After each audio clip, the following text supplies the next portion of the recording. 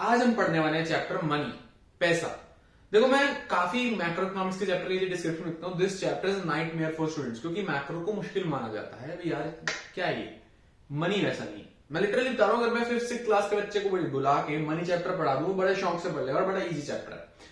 तो ये चैप्टर बहुत छोटी वीडियो होने वाली है, ये बहुत छोटी, मैं पूरा चैप्टर कवर कर दूंगा। वेटेज भी कम आती है इसकी, तो स्टिल पूरा पढ़ लेंगे, समझ लेंगे, थोड़ा सा ध्यान दे लेंगे, वो 3 4 5 नंबर जो इसके आएंगे सिक्योर कर लेंगे। ठीक है, तो लेट्स बिगिन।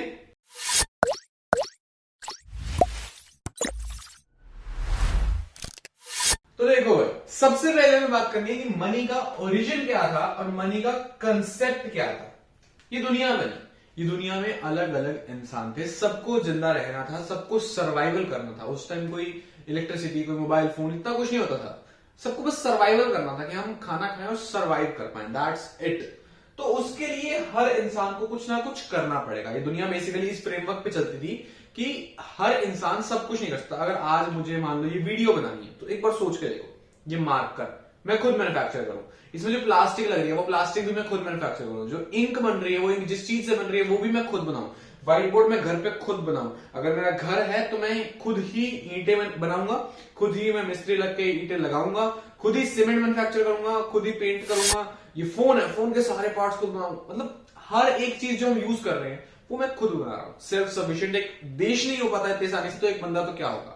तो बेसिकली फ्रेमवर्क ये था, बेसिकली कहानी ये थी कि हर इंसान अपना अलग अलग काम करेगा और एक दूसरे की नीड्स को सेटिस्फाई करेगा। लाइक मैंने एक काम ले लिया कि हाँ मैं कनक उगा दूंगा, और एक और बंदे ने काम ले लिया कि हाँ मैं बाल काट दूंगा, तीसरे बंदे ने काम ले लिया हाँ मैं जूते बना दूंगा, चौथे ने ले लिया कि हाँ मैं कपड़े बना दूंगा, पांचवें ने ले लिया कि हाँ मैं पानी का अरेंजमेंट कर दूंगा। मतलब सबने अपना अपना काम बांट लिया।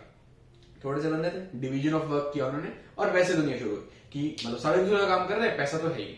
फिर एक मोमेंट आया यार कि हम सब एक दूसरे को कुछ ना कुछ सर्विस दे रहे हैं, गिव एंड टेक हो रहा है। निस्वार्थ भाव से कोई कुछ नहीं कर रहा कि हाँ बस मेरा दिल बहुत बड़ा, मैं तेरे को दे रहा हूँ, वापस कुछ नहीं मांगना, नहीं।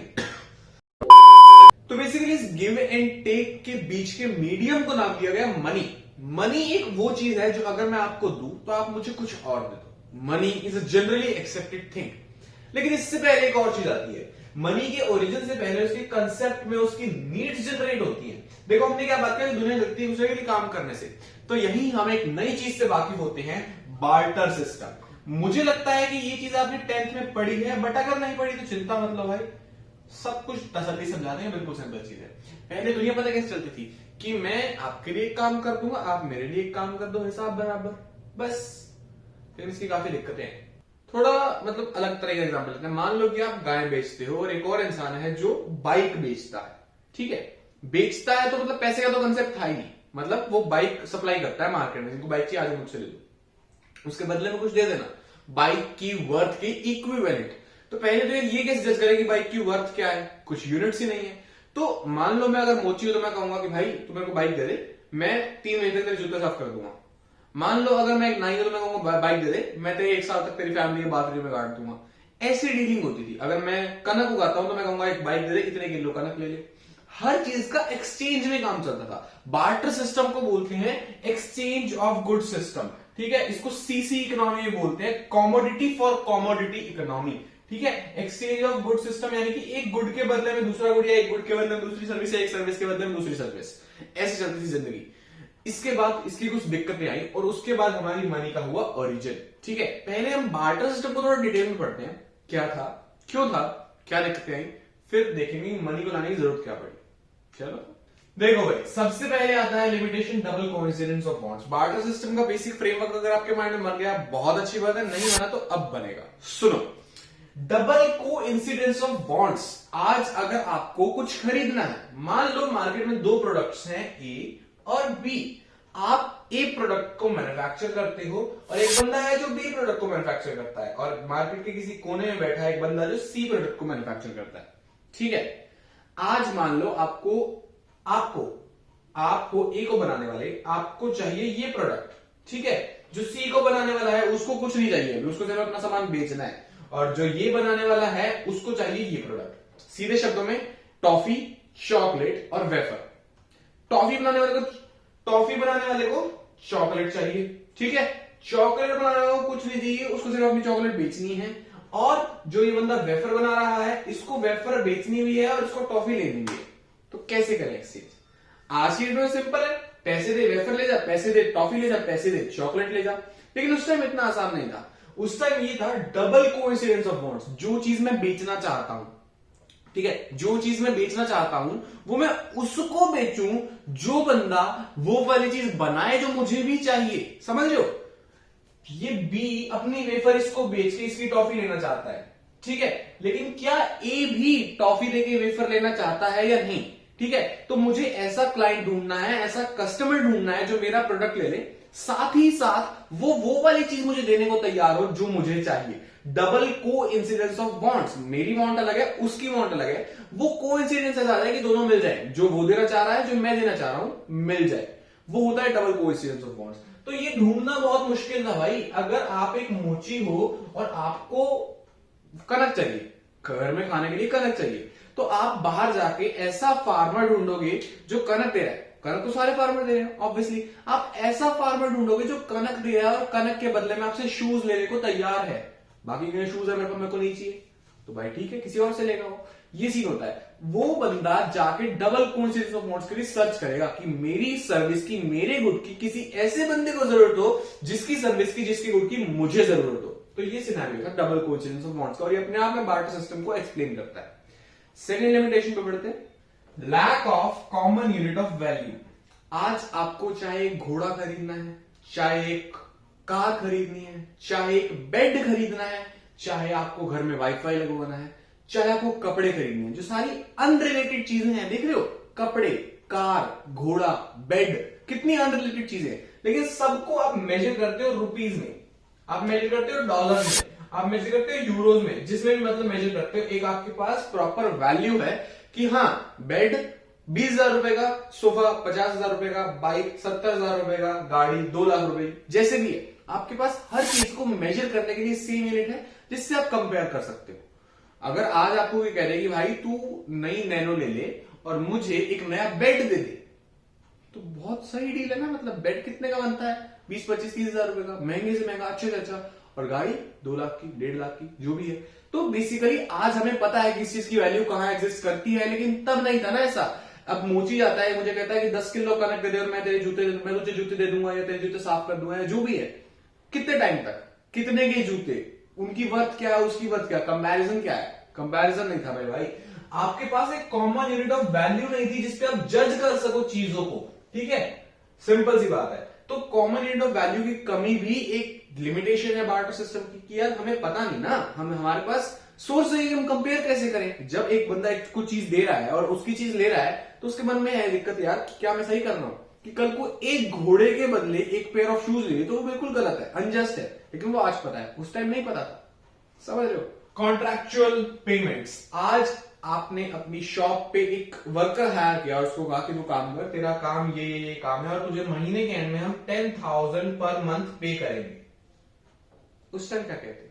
तू मेरे लिए काम कर, महीने के एंड में तुझे 4 जोड़ी जूते दे देंगे, तुझे 4 किलो कनक दे देंगे। चीजों को वैल्यू कैसे कर रहे हैं हम? उस बंदे को, जो बंदा काम करने आ रहा है, उसकी होलसम नीड है, उसको खाना भी है, उसको रहना भी है, उसको पहनना भी है, सब कुछ चाहिए ना उसको हर चीज की जरूरत है। बट चीज क्या है कि हम उसको एक चीज प्रोवाइड कर रहे हैं। यहां तो हम पैसे दे रहे हैं उसको आज की रेट में, वो जो मर्जी खरीदे, लेकिन तब उसको काम करने के साथ साथ उसको एक ही चीज मिल रही है, और हम किस टर्म्स में दे रहे हैं, वो जस्टिफाइड है या नहीं? कॉन्ट्रैक्चुअल पेमेंट्स का कोई स्कोप नहीं था।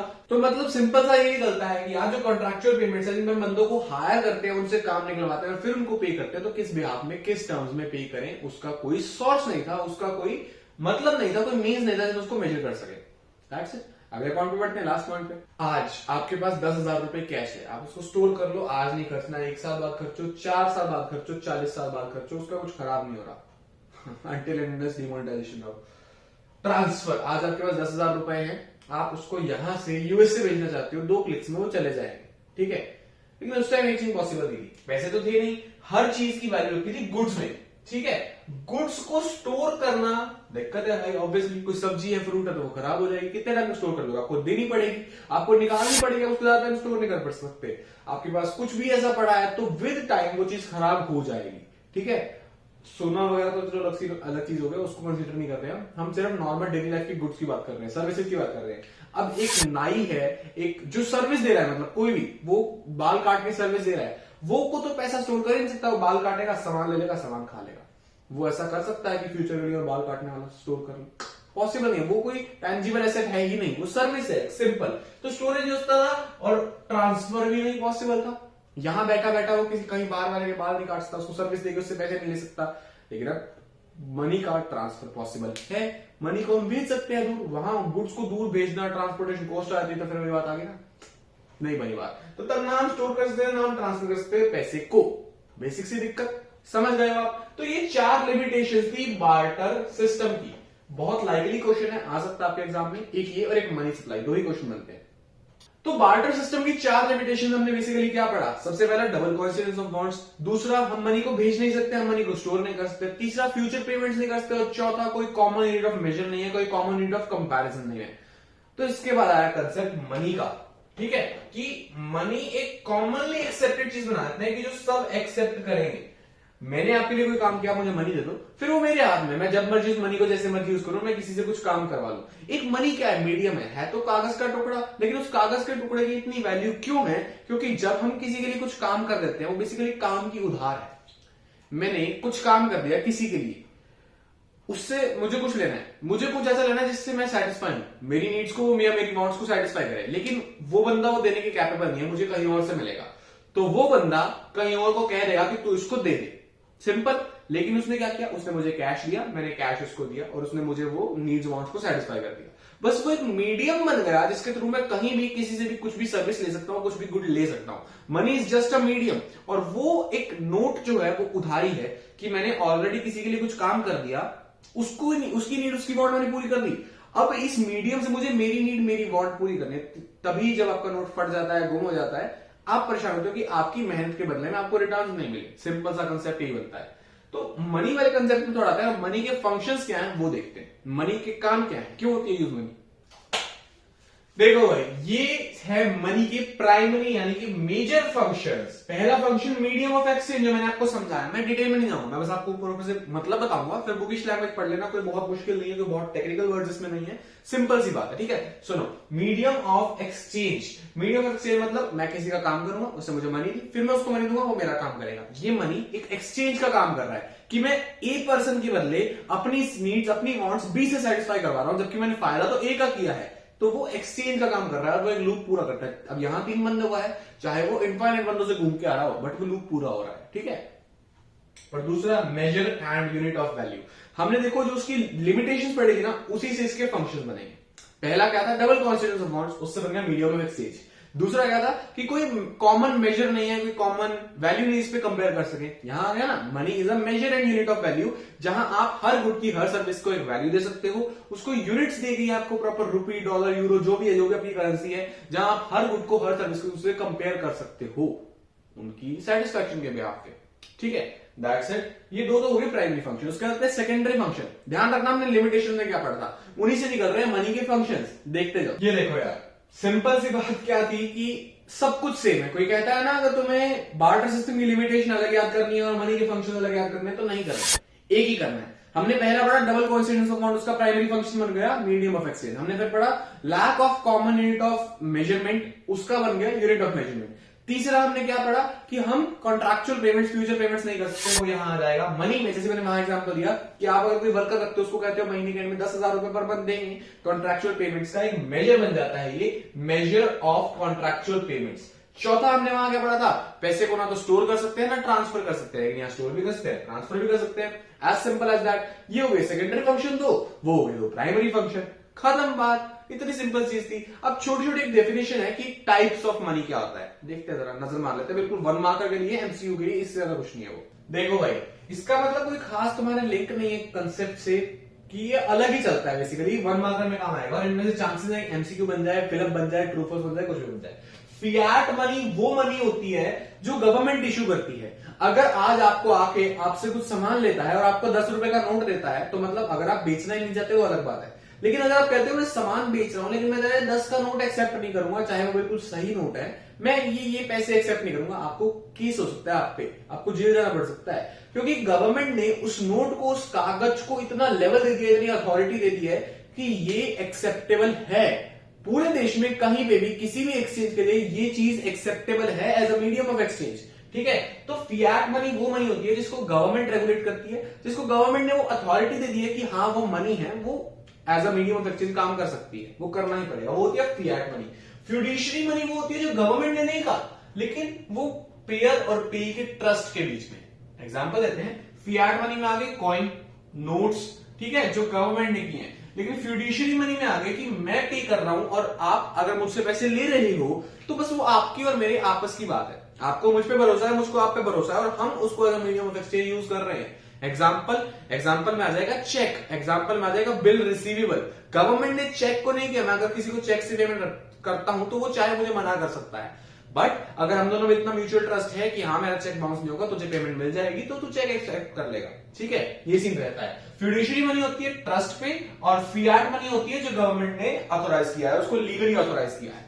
उसके बाद फुल बॉडीड और क्रेडिट मनी क्या होती है? आज जो आप 2000 रुपए का नोट देखते हो, कायदे से क्या है वो? कायदे से कागज है, कॉटन है। जो 2000 रुपए के नोट की तो वर्थ होगी 2000, लेकिन मैंने बताया वो एक वैल्यू है जो हर एग्जिस्टिंग चीज को नापती है। उस 2000 के नोट में जो कागज लगा, जो इंक लगी, जो कॉटन लगी, उसकी वैल्यू क्या निकलती है? अप्रोक्सीमेटली मैंने कहीं पढ़ा था कि 2000 के नोट को बनाने में 5 से 6 रुपए लगते हैं। ठीक है, मतलब 5 से 6 रुपए खर्च किए जाते हैं, तब जाके वो 2000 का नोट निकलता है, जो एज अ 2000 एक्सचेंज में यूज हो जाता है। ये गवर्नमेंट रेगुलेट करती है, मतलब जितना उन्होंने छापने हैं नोट और जितने यूज होने हैं वो देखेंगे कितने करने हैं, किस हद तक करने हैं, इन्फ्लेशन कंट्रोल में रहे। बट फुल बॉडीड और क्रेडिट मनी का मतलब ये है कि जब मैं 1 रुपया लगा के 1 रुपए का ही नोट बना दूंगा तो वो हो जाएगी फुल बॉडीड मनी, लेकिन जब मैं 1 रुपया लगा के 1 रुपए से ज्यादा का नोट बना दूंगा तो वो हो जाएगी क्रेडिट मनी।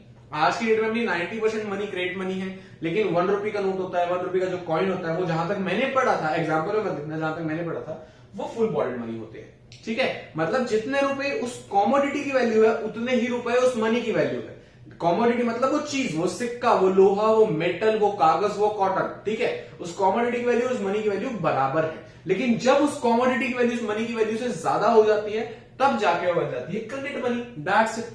चैप्टर ऑलमोस्ट खत्म हो गया, सब्र बनाए रखो, थोड़ा सा पानी पी दो और पढ़ते हैं money supply and chapter over. देखो भाई, मनी सप्लाई का मतलब होता है total stock of money existing in the market. आज मार्केट में बहुत सारा पैसा रेगुलेट कर रहा है, मतलब वो गुड्स एंड सर्विसेज की उधारी चला रहा है। मैंने आपको समझाया ना कि उधार का कंसेप्ट होता है, मैंने आपके लिए कोई काम कर दिया, आपकी नीड वांट सेटिस्फाई कर दी, तो मैं उसके बदले में अपनी नीड वांट सेटिस्फाई करना चाहता हूं, लेकिन जब तक मेरे पास वो कैश है, मतलब वो उधारी पे चल रहा है, जब मैं उस कैश को यूज कर लूंगा तो वो नील हो जाएगा, वो न्यूट्रल हो जाएगा। मैंने किसी तरीके से आपकी नीड वांट सेटिस्फाई की और किसी तरीके से मेरी भी हो गई।